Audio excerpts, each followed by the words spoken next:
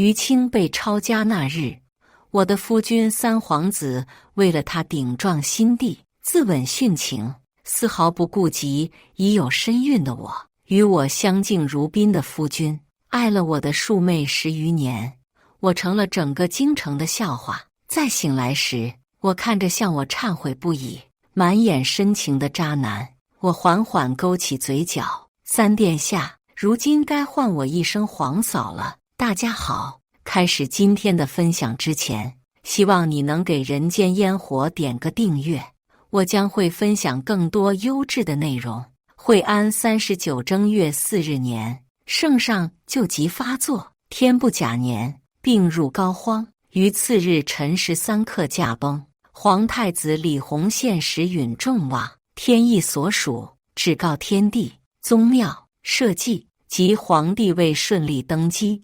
五皇子黄五子联合梁王起兵造反失败，五皇子黄五子党以及梁王党抄家下狱，处死的处死，流放的流放，至此告一段落。娘娘，娘娘，不好了！殿下，殿下今日在朝堂上忤逆皇上，痛斥皇帝，为反贼辩驳，最后竟拂袖离去。子却慌里慌张跑进殿来，扑通跪在我脚边，滚烫的茶水滴在手上，我也毫无察觉，只觉一个晴天霹雳从我耳边落下，我退倒在花梨木交椅上，双眸中满是不可置信，我几乎不敢相信自己的耳朵。殿下一向最有分寸，如今这个节骨眼上怎会如此糊涂，替反贼说话？这可是要杀头的。如今新帝雷霆手段掌握大权，五皇子李弘凤与梁王等反贼已被斩首示众，只剩一众亲属女眷赐贺顶红。爹爹呢？爹爹怎么不拦着殿下？我父亲作为两朝宰相，一人之下万人之上，是坚定的中立党，从不站队，因此极得皇帝器重，可言家族百年荣光。当年因着母亲与贤妃娘娘定下婚约，我作为相府唯一的嫡女，便许给了三皇子李弘昶做正妻。自贤妃娘家失势，五皇子外祖家权倾朝野，太子和五皇子分庭抗礼，殿下也明哲保身，再无心皇位。如今怎么会？相爷如何能想到三殿下会说出这种话呀？若新帝初登大宝，若有心杀鸡儆猴，以此立威，后面的事我不敢再想下去。子阙，快去备马套马，随我去寻殿下。还未等我吩咐完，李弘昶身边的小厮跑进来，娘娘，娘娘，相爷爷他抱着五皇子妃的尸身自刎了。脑子嗡的一声，我几乎有一瞬间的失明。我的夫君死了，就在我想着如何让爹爹为他开脱，他却抱着别的女人的尸身殉情了。我来到五皇子府上的时候，这里已经挤满了人，被刺死的尸体一具一具地往外抬，御林军将府邸围得水泄不通。殿里两具抱在一起的尸体，一具是我的夫君，另一具是五皇子妃，也是我的庶妹于清。李弘昶将于清抱在怀里，微微勾着唇角，下巴抵着他的额头，安详死去。他从未这样抱过我，和我成婚，好像只是他完成的一件公务。我的夫君男人为了我的庶妹忤逆痛斥皇帝，最后殉情。一时间，我于欢成了整个京城的笑柄。我摸着小腹，他全然不顾及我的处境，他甚至不知道我已经有了2个月的身孕。我为他的担忧，与他10余年的情分，好像一个笑话。心地仁慈，没有因李弘昶的行为迁怒于我，保全了我的性命。我在处理李弘昶的旧物时，在书房的暗匣里发现了一个精致的箱子。打开后，我整个人都僵住了，里面有手帕、玉钗等女儿家的东西。我一眼就认出了这是于清的东西，手帕右下角绣着她的闺名，还有一个金丝荷包，绣面已经有些粗糙了，看得住经常被人抹撒。我打开荷包，里面有一张纸条：无期青青，无期青青。哈哈哈！我这么多年的陪伴，年少的爱慕，在他心里一文不值，于青才是他的妻子。我的心脏好像被一只大手攥住撕扯，疼得我喘不过气来，胃里一阵翻涌。我不知是孕吐还是被这一幕恶心到了。李鸿场年少时就对于青一见钟情了，他喜欢于青的纯洁与坚韧。生在皇家，尔虞我诈，于青在他心里留下一方净土。他会带于青骑马，带他逛花卉，带他去屋顶看星星。他渴望与于青相守一生，但他也知道他的母妃娴妃不会允许他娶一个庶女。料理完李鸿场的后事，我进宫给贤太妃请安。李鸿场的事并没有牵连到贤妃，她被封为太妃，移居寿康宫，享天伦之乐。高位上的女人一下子失去了丈夫和儿子，仿佛一夜间老了10几岁。贤太妃看着我，没了往日婆媳的和蔼，鲜红的指甲指着我，对我充满了恨意。你还有脸来见哀家？我知道贤太妃心里有怨，怨我没有看住李鸿场，爱也只能怪哀家。若是当年嫁给昶儿的是于二小姐，就不会有那么多事了。我愣愣地看向他，原来他早就知道李鸿场心悦于青多年。你这几年无所出也就罢了，还拢不住夫君的心。贤太妃越说越激动，指着我的手指微微颤抖。我昶儿怎么会娶了你这么个没用的东西？我几年无所出，李鸿场与我成婚后，进我房里的次数屈指可数。我如何能怀孩子？我的心如一潭死水，任由贤太妃痛斥。从寿康宫出来时，我整个人都浑浑噩噩，一路上经过的工人请安都偷偷瞥我。也是，毕竟我现在是整个京城的笑话。经过中司门时，我脚步越来越沉，感觉小腹也胀痛得厉害。啊，血！娘娘，你流血了！紫雀的声音在我耳边都变得模糊起来，直到我失去了意识。在睁眼10次醒来时，我正拿着赐婚圣旨看了又看。我揉了揉眼，缓缓睁眼，面前入眼是闺房里熟悉的雕花梁木，铜镜里是我17岁时稚嫩的面庞，因刚被赐婚给心目之人，此刻红扑扑的。今日是我17岁生辰，陛下为表重视，在这一日一并为我与皇三子李鸿场赐婚。我的心砰砰跳得厉害，手心出满了汗，有种劫后余生的感觉。还好上天又给了我一次机会。我攥紧手中的圣旨，那就让李鸿场看看背叛我是个什么样的下场。他心中纯洁的白月光是个内里什么样的烂人。众人正在前厅陪我父亲母亲说话。我的生日宴办得极为隆重，皇子王孙、世家公子贵女都下了请帖，宫里皇帝和娘娘的贺礼也都悉数到了。我穿过层层回廊，一路上小丫鬟屈膝请安唤我大小姐。我已经好久没听过这个称呼了，前世的点点滴滴仿若一个噩梦。我转动着腕上的青玉镯子，当下的任务是先要把这个晦气的婚约退了。只是圣上赐婚，怎么轻易退掉？若要保全我与于家，那退婚的缘由必不能在我。正当我脸眸沉思时，突然看见一个鬼鬼祟祟的小丫鬟，那是三妹妹身边的丫头鱼儿。坏了！我突然想起来，前世就是今日。于青买通了门房丫头何鱼儿，将醉酒的梁王家的庶子引到了三妹妹于娇的院子里，毁了于娇的清白。我攥紧手中的帕子，于青这个畜生，于娇才14岁，还未及笄，他怎么下得去手？子雀来寻我，大小姐，前厅正等着你呢。我让子雀附耳过来，吩咐给他一些事情。子雀眼睛越睁越大，瞳孔里满是震惊。我拍了拍他的手，放心吧，听我的，快去办这一事。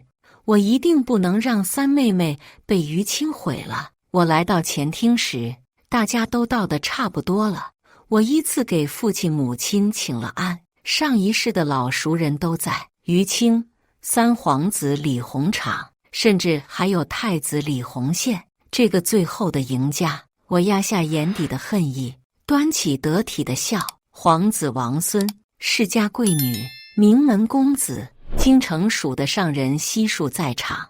我听着众人的奉承，推杯换盏，眼睛时不时瞟过于青和李鸿场。李鸿场双眸盛着笑意，目光温柔；于青含羞带去，娇俏可人。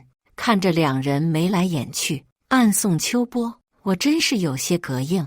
大姐姐如今得偿所愿，被赐婚给三殿下，妹妹着实为姐姐开心。于青假惺惺地向我道贺，站起来向我与李鸿场盈盈一拜，轻咬樱唇，看着倒像是满脸遗憾又深情。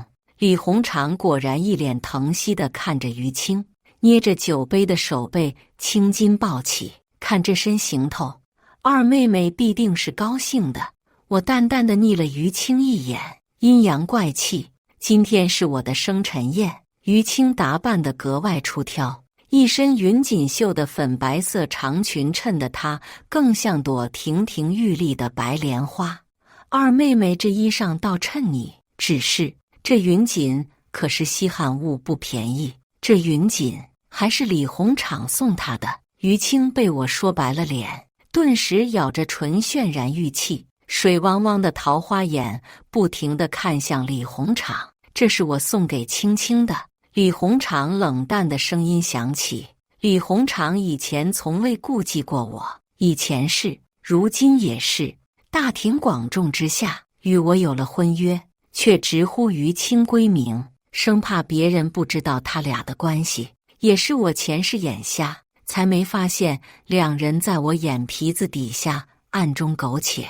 二妹妹尚未出阁，三殿下这么做，要让外人怎么想二妹妹啊？我亦有所指导。你，李鸿场皱了皱眉，眸中满是厌恶。但我不在乎，不再像上一世般处处讨好他。三弟失礼了。太子李洪宪放下茶杯，淡淡开口。我微微有些惊讶，没想到李洪宪会帮我说话。我看向他，却一眼撞进了他的眸子里，汹涌深邃。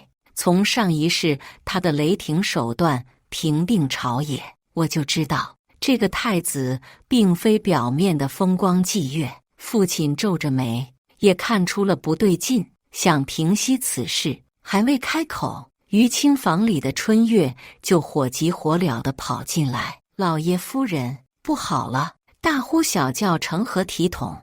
母亲开口训斥。于青脸色一下变了，按他的计划，现在跑进来的应该是三妹妹身边的雨儿，怎么会变成他房里的春月呢？老爷夫人，梁王的三公子强行闯进了二小姐的院子，众人哗然。爹爹，怎么会这样？于青脸色煞白，几乎要晕过去了。李鸿场连忙扶住颤抖的于青，柔声安慰。梁王的三公子李玄酒醒时什么都不记得了，只记得自己喝醉了，让丫头引自己去客房休息，无意进了二小姐的院子。李玄是京都有名的浪荡子，文不成武不就，整日流连花楼酒肆，还未娶妻，院里妾室成群，谁要嫁给他，这辈子就完了。上辈子于青就这样毁了于娇，客房和二妹妹的亲无缘，可是两个方向，怎就这样巧？不会是二妹妹得罪了什么人吧？我拨弄着单扣染的指甲，状似不经意间说：“你胡说什么？”于相，青青性情温婉，你最是知道，此事必定有人刻意陷害，还请余相查明此事。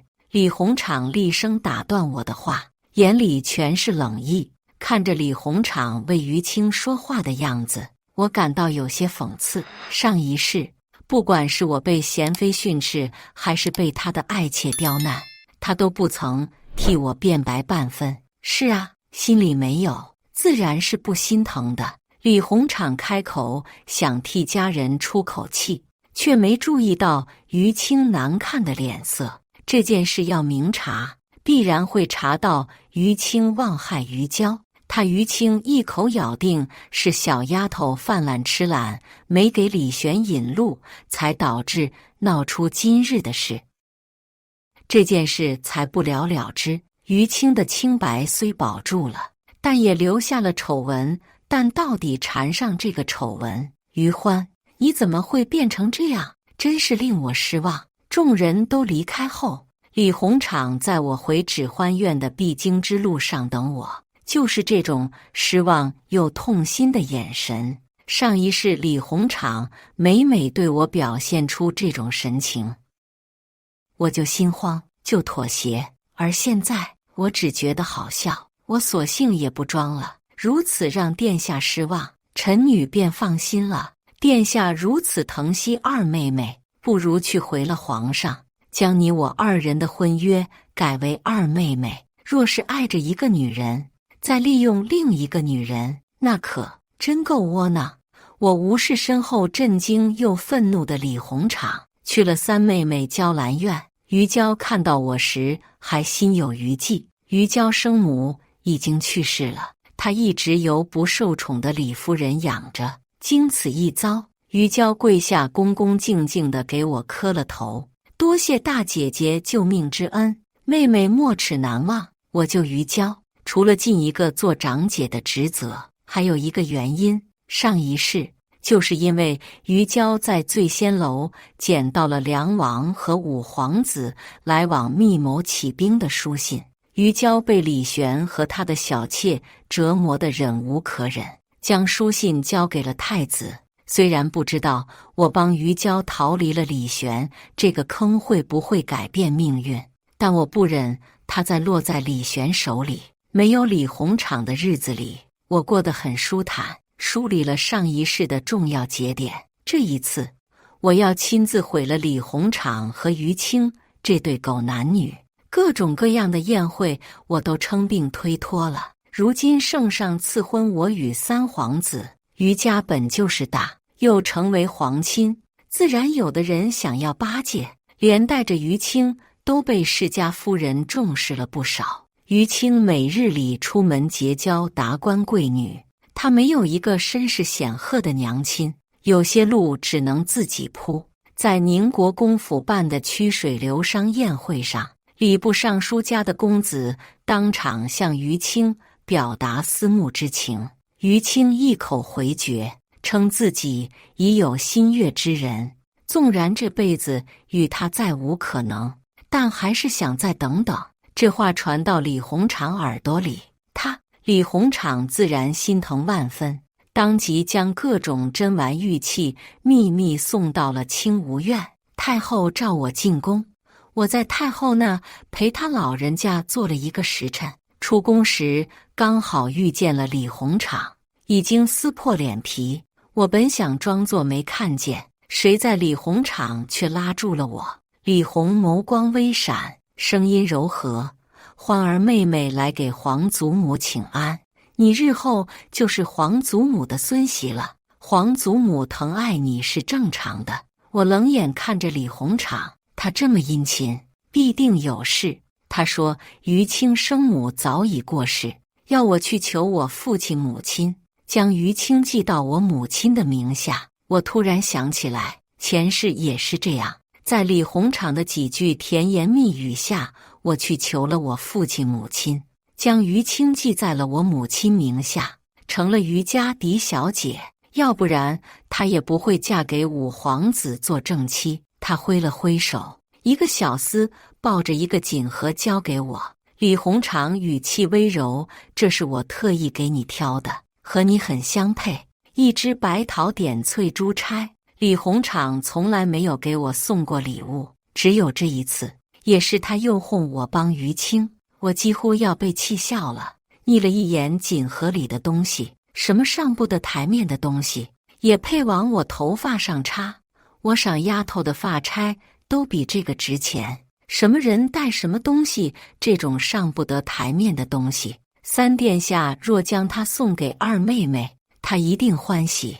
李鸿昌和于青还真是好打算，打定了要踩着我向上爬。上一世他记在我母亲名下，我母亲也从未亏待他，他竟然将我与李鸿昌夫妻不睦的消息几次三番地带给母亲，让本就身体不好的母亲心情郁郁，身体越来越糟糕。好，她不是妄想成为嫡女吗？我成全她。回到襄府，我就去了父亲院里。于青的生母早已去世了，她在宋夫人院里长大。我翻了个白眼，她不是打着思念亡母、孤苦无依的名头让李鸿昌来劝说我，那我就帮我的好妹妹尽她的孝心。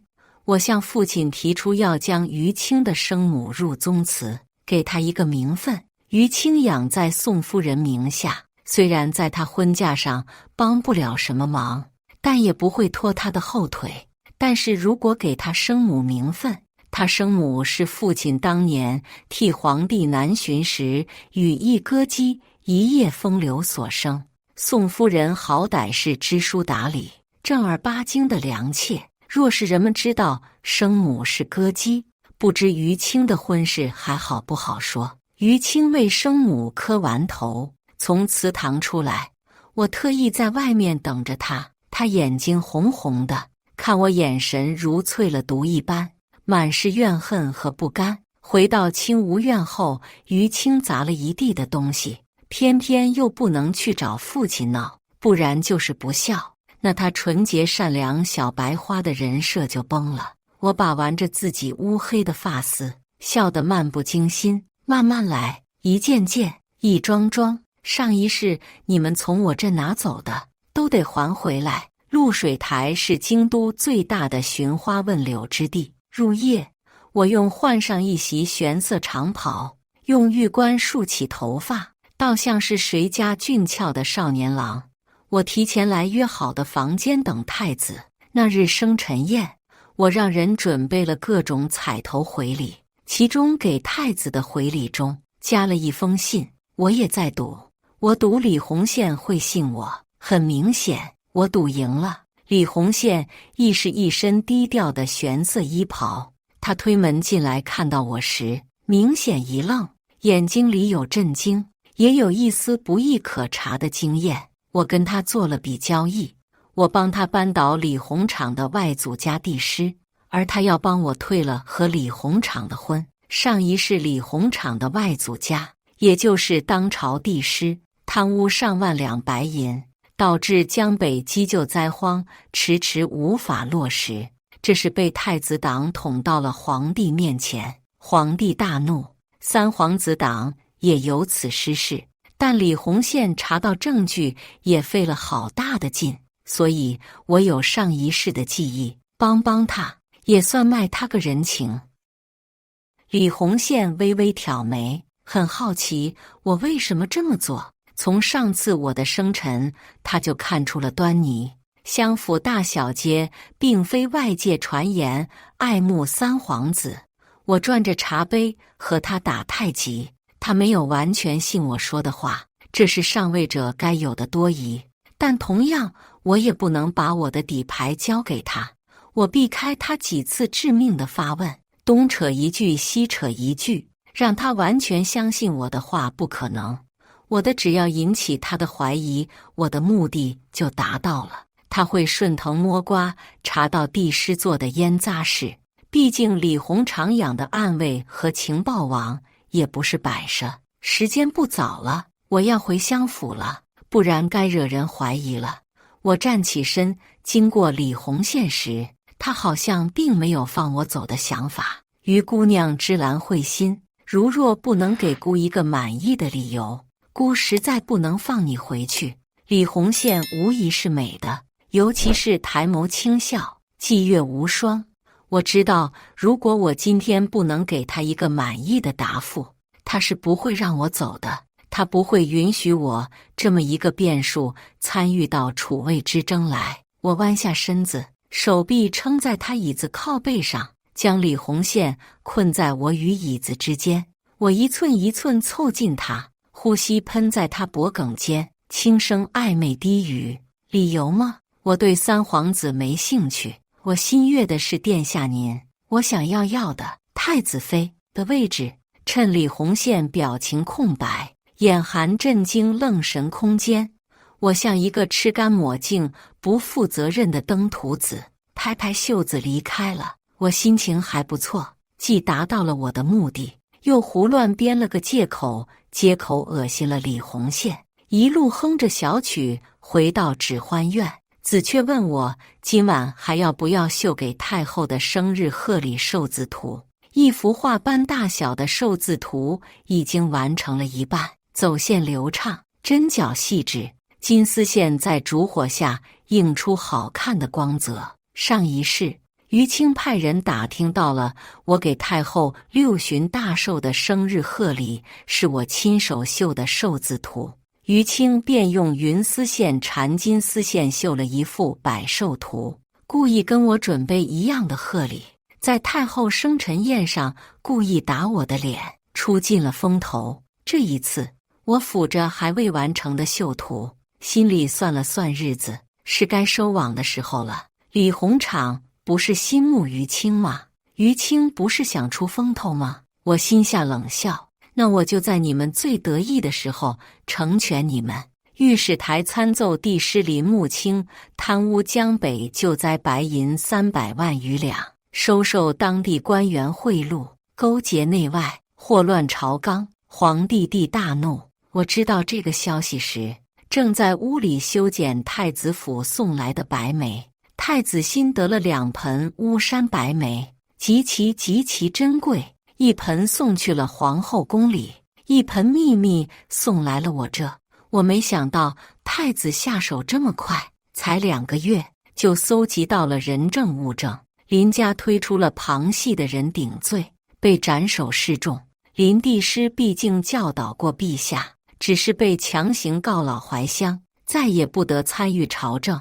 没了林老这个主心骨，林家算是失宠了。三皇子在养心殿外跪了1天1夜，为外祖家求情，最终还是被回过神来的贤妃给拉走了。这不是求情的时候，搞不好还会让三皇子也被皇上厌恶，这才是得不偿失。三皇子来相府找过我一次，他憔悴了好多，眼底下的青黑显示了他这些日子不好过。他是又要哄骗我，让我去劝父亲给林家求情。我称病没有见他，给了他一盆死了的栀子花，让人把他打发走了。这盆栀子还是2年前我死皮赖脸问李鸿场要来的，悉心呵护了2年，如今被我养死了。听说李鸿场在襄府偏门离开时，偶然遇见了于青，于青满眼心疼，有意关怀。李鸿场可没那么多时间与他你侬我侬，随意应付几句就走了。我剪掉最后一个多余的枝叶。如今皇城，林家倒台，三皇子失势，五皇子外加定国公府率兵平定准噶尔部，大胜归来。五皇子展露锋芒，皇城势力又进行了一轮新的洗牌。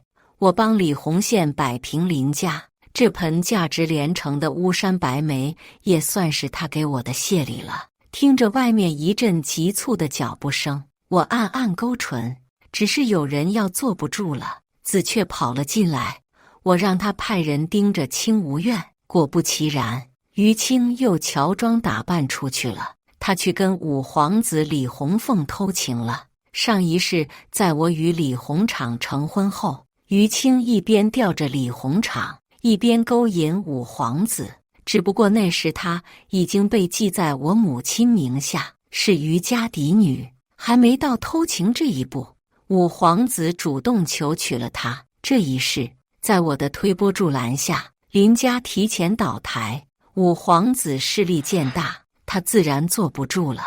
我本意是想搜集于青勾引五皇子之的证据，没想到于青竟敢如此大胆，就这么与五皇子行男女之事，那可怪不得我了。这一切都是于青自找的。于青回到青无院后，让心腹偷偷去府外抓了避子药。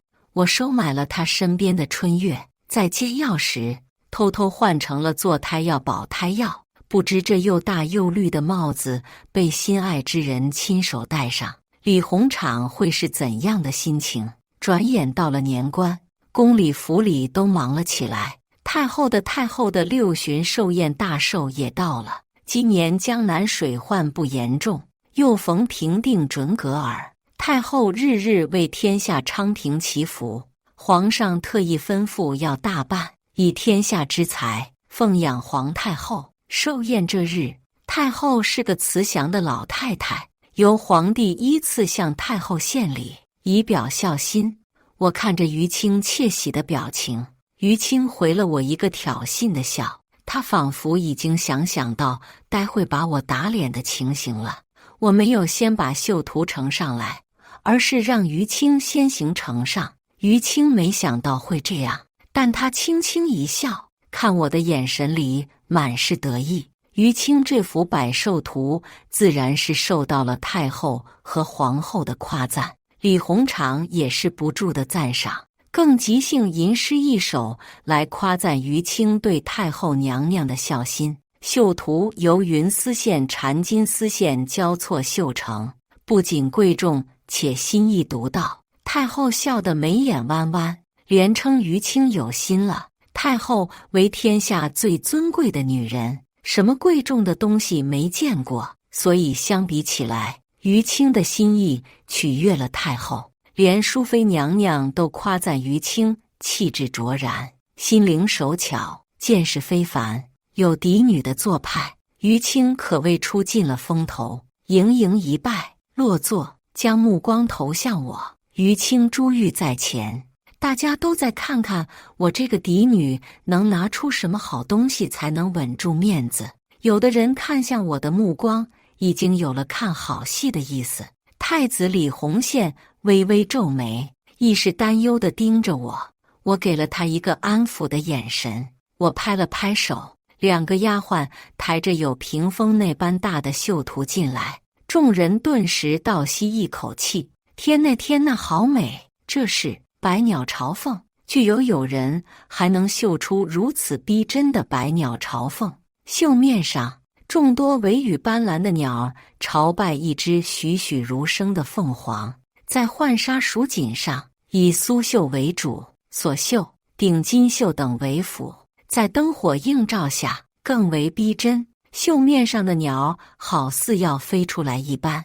我俯身行跪拜大礼，太后娘娘为国祈福，为天下女子之表率，臣女不才，只以此绣作恭祝娘娘寿与天齐，福寿安康，也愿我朝天下太平，海晏和清。接着我从腰间香囊中拿出一把粉末，撒向绣作，那只凤凰瞬间如活过来一般，通身成了金色，华贵无比。大家都瞪大了眼睛，震惊地说不出话来。好啊！太后先回过神来，不愧是于家的丫头。来，花儿，坐到哀家身边来。我乖巧地坐到太后身边，听着下面不绝的夸赞与恭维，连李鸿场都露出惊艳赞赏之色。于青死死盯着绣作，恨不得扑上去将它撕烂，手中的帕子快被他扯烂了。此刻他好像一个衬托我的小丑，完全不似刚才的得意。于家大小姐和二小姐的心意倒是想到一块去了，又是淑妃最先开口，用帕子捂着嘴轻笑。到底是嫡女，大小姐的气派就是不一样，倒是二小姐有些小家子气了。连李弘宪都提出要将此绣作挂入太后的佛堂，佑天下平安。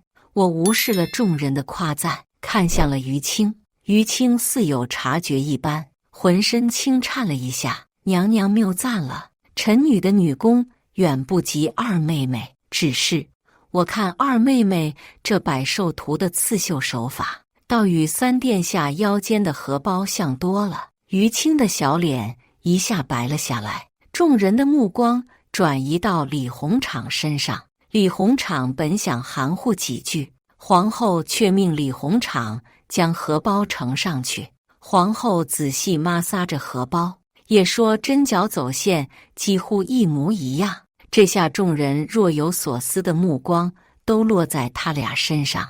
男女私下里赠送如此亲密之物，本就是大家闺秀的大忌。于青强忍镇定，刚准备开口为自己辩白，一道脆生生的声音插了进来。那日我去二姐姐院子里玩，就看到二姐姐在绣这个荷包，当时还想问二姐姐讨一个，没想到二姐姐爱惜得很，原来是送给三殿下了。于娇用最无辜的声音说着最要于青命的话：三妹妹，你胡说什么？你何时见我绣这个了？于青连嘴唇都没了血色，陡声尖叫起来。太后、皇帝、皇后都黑了脸。如今荷包出现在三皇子身上，是不是二人私下里有染已经不重要了？一个未出阁的女儿，一个是他姐姐已定的夫婿，这可是天大的丑闻。我立马将早已沾了辣椒的帕子捂在眼角，眼泪一滴滴落了下来，一副受了天大委屈的样子。于青还在哭哭啼啼。李鸿场被皇帝训斥了几句，已经不敢说话了，跪在地上低着头。最终李鸿宪站了出来，发挥了我们的交易。他向皇帝提出，既然于青和李鸿场有情，不如解除我与李鸿场的婚约，成全这对有情人。李鸿场猛然抬起头，喜色溢于言表，而于青却跌坐在地上，连哭都哭不出来了。皇帝取消了我与李鸿场的婚约，将于青赐给他，他做侧妃。于青从宫宴回来时就病了，知道这个消息时，直接晕死在了床上。他本来梦想着做有储君希望的五皇子妃，如今却成了没有争储优势的三皇子的侧妃。他的好盘算全白瞎了。于青醒来后，失心疯般打了自己身边心腹丫头。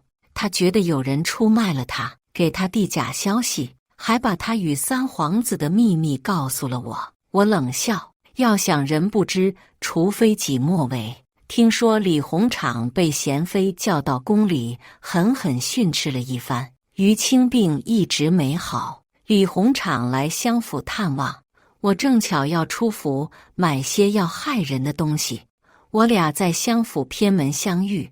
李鸿场眼神很复杂，他语气有些生硬又冰冷，告诫我婚约已回，我和他已经没有婚约了。他爱的人是于青，要娶的也是于青，要我以后不要纠缠他了。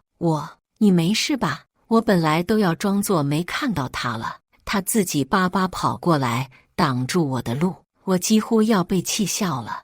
我自是不会再缠着三殿下了。我语气顿了顿，勾唇一笑，说不定过不了几天就能听到殿下和二妹妹的好消息了。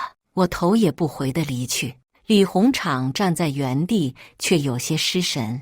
我说的没错，李鸿场和于青确实要有好消息了，只不过不是成婚的消息，是李鸿场喜当爹了。于青进宫去给贤妃请安，我让李鸿宪想办法请皇后召于青和贤妃去皇后宫里坐坐，将我那日买的颗粒大小的鱼油加在了给于青准备的糕点中。皇后本就看不惯贤妃，自然愿意不让贤妃痛快，而且他儿子的委托，皇后虽不知为何，但也是照办的。谁知在未央宫里，于青在问到糕点中的鱼油时，突然呕吐起来，恰逢御医来给皇后请平安脉，皇后便让御医一块给于青瞧瞧。于青心里慌得很，背上爬满了冷汗，但皇后的旨意，她不敢违抗。这一瞧，竟诊出了于青已有3个多月的身孕。这下未央宫可炸开了锅。于青才刚被指婚给三皇子，竟然有了3个多月的身孕。那三皇子岂不是被戴了绿帽子，事关皇家颜面？于青被关在了宫里审问，他是万万不敢说出五皇子的。若他不说，尚有一线生机；说了，才是打了皇室的脸，皇帝不会容他。这个于由是我的运气之举。上一世于青嫁给五皇子怀孕时，便是闻不得鱼的山腥味。这一次，我只是想碰碰运气。李鸿昌在贤妃宫里大怒，直接冲到关押于青的那里，给了他一巴掌，大骂于青。我以为三皇子会弃了于青，不知于青对他说了什么。李鸿昌竟然到了皇帝面前，认下了孩子是他的，说和于青几个月前情难自禁，才犯下大错。皇帝对李鸿昌失望至极，罚李鸿昌在三皇子府禁足3个月。于青即刻抬进皇子府，没有聘礼，没有嫁妆，就这样一顶花轿抬进了三皇子府。我没想到李鸿昌禁足前，竟向皇后和贤妃求情，要求见我一面。我没有见他，而是让李洪宪替我转告4个字：因果报应。就在我以为在我跟李洪宪的提前预防下，五皇子掀不起什么风浪时，却传来五皇子跟蒙古的乌雅公主和亲的消息。有了蒙古这一大助力，五皇子可谓比上一世娶于青赚多了。我与太子李洪宪一直都通过密信有联系。我在信中提及，太子已然长成，五皇子是大，皇帝怎么会允许五皇子多蒙古这个助力？这不是故意让朝堂不稳吗？李洪宪回信说，皇帝确实是让他娶乌雅公主，但被他拒绝了。他不需要利用女人来稳固地位，更何况他的太子妃之位已经有人定下了。我怔怔地看着信中的消息，无语。当日一句玩笑话，这李洪宪不会当真了吧？但我看到他的话，心里却有掩不住的欢喜。李鸿昌在见到我时，是在我嫁入东宫时，惠安37年，太子李洪宪向圣上求娶相府嫡女，皇帝赐婚，太子亲迎，三皇子伴驾，十里红妆。成婚当日，李鸿昌喝了点酒，有些失态，要来拉我的胳膊，幸好李洪宪挡在了我前面。三殿下自重，如今也该唤我一声皇嫂了。于欢，花儿我错了。李鸿昌看着我，满眼悔意。他瘦了好多。李鸿昌去年娶了英国公府的嫡次女，婚后半年，便传出于青害三皇子妃滑胎了。三弟若不懂规矩，那姑不介意教教你怎么尊敬兄嫂。李洪宪揽着我的腰，语气淡淡。惠安39年，皇上驾崩，李洪宪登基，我入主中宫，成了皇后。就在六宫事宜还未整顿完，前朝传来消息，五皇子反了。我没想到五皇子还能反。李洪宪已经削了梁王的势力，五皇子没有勾结梁王，而是勾结蒙古。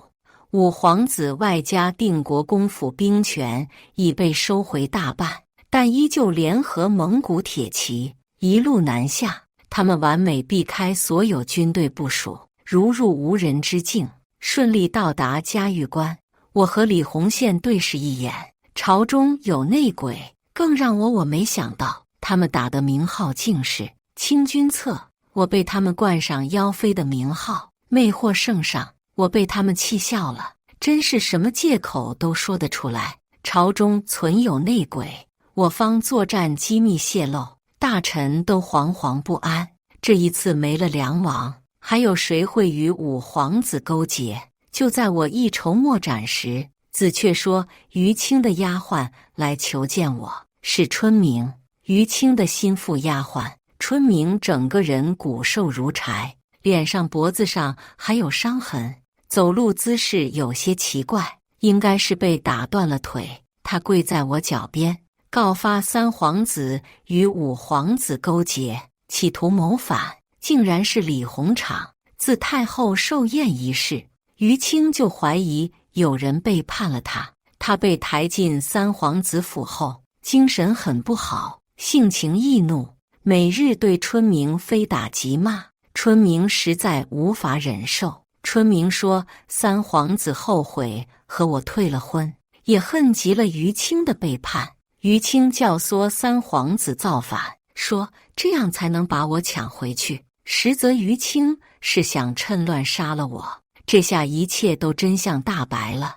怪不得五皇子会打着清君侧的名号，怕也是李鸿昌和于青给他出的主意。就在李洪宪派兵围了三皇子府时，却发现李鸿昌和于青带着一众心腹已经人去楼空了，只能先命人将剩余人连同三皇子妃关押起来。我冷笑，李鸿昌可真是荒唐，造反不带着自己的正妻，反而带着自己恨极的小妾。朝堂上已经有进谏将我打入冷宫，安抚反贼的声音，甚至还有官员要将我处死。李洪宪直接当场发作，贬官的贬官，降职的降职，更过分者直接停杖。若靠牺牲女人来换得一时安定，又如何平天下？李洪宪掷地有声，又以雷霆手段收复内阁，平定朝堂，安抚军心，派自己的亲舅舅，有皇城的铜墙铁壁之称的宁远侯亲自率兵，在嘉峪关大败反贼军队，由此扭转战局。入夜，李洪宪抱着我，我依靠在他的胸膛上，满是心安。上一世我就知道李洪宪的雷霆手段，我自然是相信他的。放心吧，青青，我会护你周全的。他在我额头落下轻柔的一个吻。战事持续了2个月，我军在宁远侯的指挥下骁勇善战，打得反军溃败连连。宁远侯请旨挥师北上，活捉反贼，震慑蒙古。李洪宪自然应允。就在圣旨颁布没多久，前方又传来消息，反贼军中内乱，三皇子侍妾于青杀了乌雅公主。蒙古大军大怒，擒了五皇子和三皇子。当日，李鸿昌和于青知道事情败露，便带着心腹连夜出城逃走，与五皇子会合。前些日子在军中，本来败仗连连，大势已去。乌雅公主恨他们连累了蒙古，更是对于青出言讽刺。乌雅本就看不上于青用下作手段上位，一路走来没少刁难。于青不知发什么癫，竟一刀捅死了乌雅公主。我知道消息时，蒙古已投降，派使臣押送五皇子和三皇子进京求和，开放边事，割地，送质子来京。于青已被蒙古军队所杀，五皇子和三皇子回京后斩首。这场叛乱至此平息。听说李鸿昌下狱时，一夜之间性情大变，吵着要见我一面，嘴里还喊着一些颠三倒四的话。这事传到皇上耳朵里，皇上直接派人将他毒哑了，真是晦气，污了娘娘的名誉。我躺在贵妃榻上，一边吃着干果，一边听着紫雀愤愤地给我讲这些事。我不甚在意，如今我大仇得报，三妹妹好好嫁人，母亲身体康健，余家满门荣耀，我也释怀了。最重要的是，我也已经有了托付终身之人。娘娘，皇上来了。今日是乞巧节，李洪宪刚下朝就来了我这里。明黄色的袍服衬得她更加丰神俊朗。李红线拿出一只簪花木钗，有些不好意思，木钗被打磨得很精致光滑，一朵牡丹花嵌在上面，像即将盛开一般。青青，民间七夕时，丈夫都会亲手为妻子做一只木钗，这是朕第一次做。我看着她有些难为情的脸，心里暖意翻涌。傍晚，李红线处理完政务，我俩换上民间服饰，李红线带我出宫去了。我梳了一个民间寻常妇人发髻，头上簪着李红线送我的木钗。我俩像一对寻常的恩爱夫妻，逛遍大街小巷。入夜，一束束烟花从皇城炸开，飞入云霄，又落入眼眸。我惊讶地看着漫天烟火，李红线温柔地从背后抱着我，在我耳边低语：“青青，喜欢吗？”“妈妈，好漂亮的烟火呀，竟然是在紫禁城放的。听说这是圣上为皇后娘娘放的，皇上皇后真是恩爱呀。”我听着周身的喧闹，握紧了李红线的手，眼眶有些湿润，轻声道：“喜欢的甚是欢喜。”三皇子李鸿场视角。在下狱的几天里，我知道自己死期将至，我被囚在宗人府里，每日做一些光怪陆离的梦。梦里，我娶到了心心念念的于欢。他欢一如往日一样爱慕我，但我并没有善待他。我满心满眼只有于青，从未将于欢放在心上。我一直以为我与于青才是两情相悦，于青是我心里的一束光，而于欢在三皇子府受尽委屈。我猛然惊醒，头痛欲裂，那不是梦，那是我欠于欢的一生。我全都想起来了，可是已经晚了。我意识到于欢才是我心中的挚爱，于青不过是我得不到的执念罢了。于欢早已想起来了，所以才会对我日渐疏离。于欢已经嫁给了我的太子哥哥，成为了我的皇嫂，而我已是一个反贼，与他云泥之别。我只想再见他一面，哪怕再看看他的背影。上一世，我心不在他那，他也是无数次在我后面默默地看着我的背影。我在牢里喊一些别人不理解的话，希望这些话能传到于欢耳朵里。别人都说三皇子疯了，说一些莫名其妙的话，其实这只有我与于欢才懂。我没有等到于欢，而是等到了新帝，我的太子哥哥。夺妻之仇，我有多恨，一杯毒酒入喉。李红线看着我，笑得很厉。于欢已经是我的了，我不允许任何人抢走他。我缓缓闭上眼睛，好像又看到了上一世于欢一袭嫁衣嫁入三皇子府的情景。以上就是今天分享的故事，大家有什么想说的、想吐槽的，欢迎在下方评论交流，也更希望能给人间烟火点个订阅，我将会分享更多优质的故事内容。